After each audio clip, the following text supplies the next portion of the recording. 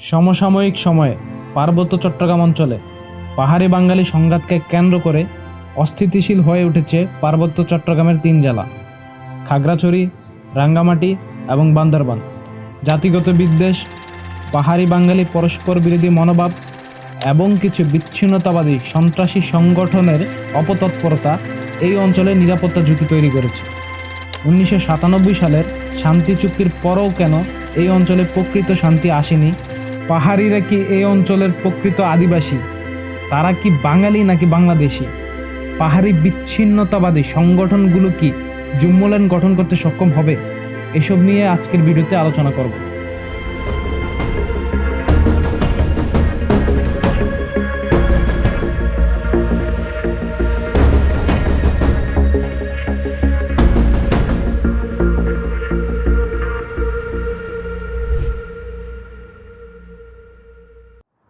প্রথমে আসি পাহাড়িরা এই অঞ্চলের আদিবাসী কিনা। বর্তমানে পার্বত্য চট্টগ্রাম অঞ্চলে চাকমা, মারমা, ত্রিপুরা, বম, কুকি সহ 29টি ক্ষুদ্র নৃতাত্ত্বিক জনগোষ্ঠীর বসবাস রয়েছে। আদিবাসী শব্দটির ইংরেজি পরিভাষা হলো ইন্ডিজেনাস।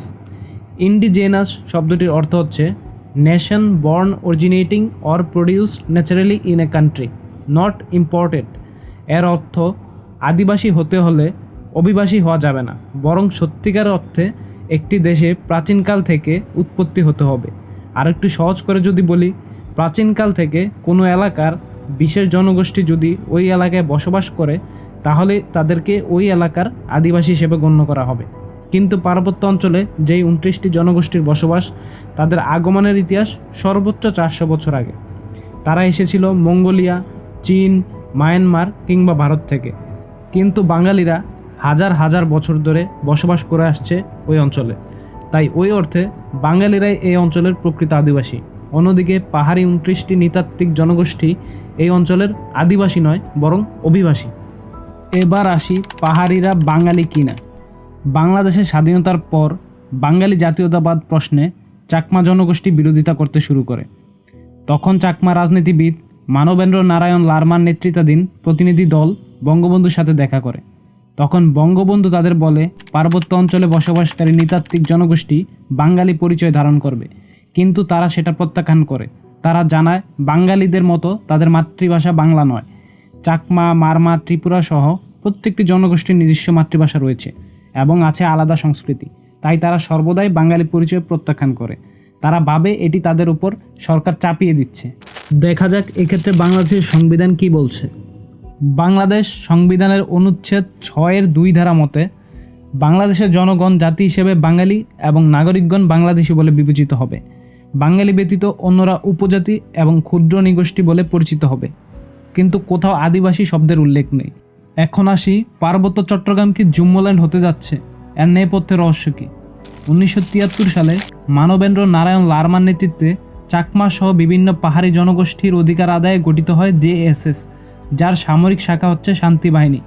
1982 সালে জিয়াউর রহমান পার্বত্য অঞ্চলে ভূমিহীন বাঙালিদের পুনর্বাসন করলে শান্তি বাহিনীর সাথে সেনাবাহিনীর বিভিন্ন সময় সংঘাত হয়। বিভিন্ন সময়ে ঘটায় এইসব সংঘাতে প্রাণহানি ঘটে বহু মানুষের। বাংলাদেশের সরকার বিভিন্ন সময় চেষ্টা করেও পাহাড়ে শান্তি প্রতিষ্ঠায় ব্যর্থ হয়। পরবর্তীতে 1997 সালে তৎকালীন প্রধানমন্ত্রী শেখ হাসিনা জেএসএস-এর সন্তু লারমার সাথে একটি চুক্তি করেন, যাই মূলত শান্তি চুক্তি নামে পরিচিত। এই শান্তি চুক্তির অন্যতম শর্ত ছিল পাহাড় থেকে অস্থায়ী সেনা ক্যাম্প প্রত্যাহার। প্রথম আলোর এক রিপোর্ট বলছে 1997 সালে শান্তি চুক্তি সম্পাদনের সময় পার্বত্য অঞ্চলে 232টি অস্থায়ী সেনা ক্যাম্প ছিল। গত 17 বছরে প্রত্যাহার করা হয়েছে 119টি। কিন্তু এত সেনা ক্যাম্প প্রত্যাহার করার ফলে কার্যত পাহাড়ে শান্তি আসেনি, উল্টো তৎপরতা বেড়েছে বিচ্ছিন্নতাবাদী সশস্ত্র সংগঠনগুলির। বর্তমানে পার্বত্য অঞ্চলে 4টি বিচ্ছিন্নতাবাদী সংগঠনের তৎপরতা লক্ষ্য করা যায়।